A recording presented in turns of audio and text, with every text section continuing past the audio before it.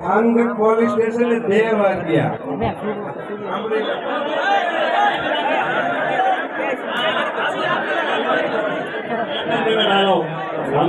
મિત્રો એક શાંતિ 5 મિનિટ નો રાખો ને તો તમને તમારા પોતપોતાના ઈષ્ટ દેવોની સોગંદ છે. બરાબર, આટલી જન વેદની ભેગી થઈ હોય અને તમને એમ થાય કે ગરદારી કરે, આ ફોજીરોને આયોજક છે, આ ફોજીરોને આયોજક છે.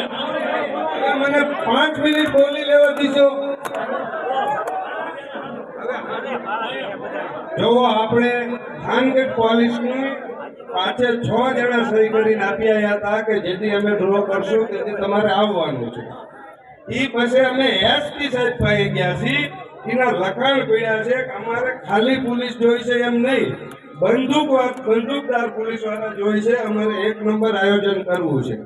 હવે આમાંથી 3 ગામમાં કોણ અમારો દુશ્મન હશે એ ખબર નથી, પણ અરજુ 2 કોલથી ગઈ છે. તમે છેલ્લા 8 દીથી બધા આયોજકો પોલીસ વાળાને જવાબ આપવામાં છે કે આયોજન ડ્રો લીગલી ક્યાંય ગુજરાતમાં નથી. હવે આમાં જે સેવકો હતા એને શું આપણે તો ખોટું નથી કરવું, એટલા માટે પોલીસની હાજરીમાં કરવું છે ને. હવે પરમિશન નથી મળતી અને શનિવારથી માંડી આજથી સુધી 100 આયોજક જામીન આપે છે. શું આપે છે? જામીન આપે છે. 6 દિવસ. આ તમને બધાને ખબર છે ડ્રોનું કામ છેલ્લા 5-6 દિવસમાં થાય મોટા ભાઈ. તો 5-6 દિવસમાં થાય. આવડું મોટું આયોજન બહાર પાડી દીધેલું હતું. અમે શનિવારથી માંડીને જામીન દઈશી.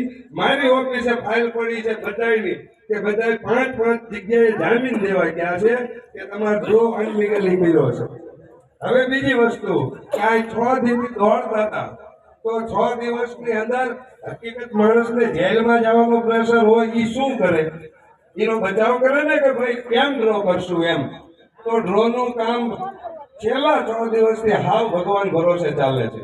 શું લેવા આયોજકો સવારે પોલીસ સ્ટેશન જાય છે, સાંજે જાય છે.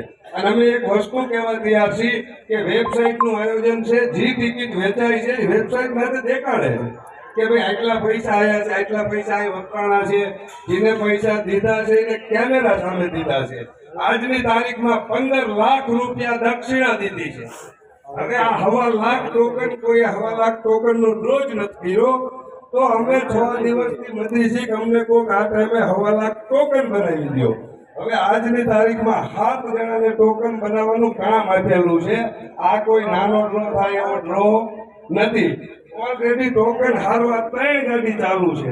કેટલી ગાડી ચાલુ છે? જેમ બનતા જાય એમ લાવે છે. વેબસાઇટનું આયોજન છે, ટોકન કાઢો એટલે કિને લાઈક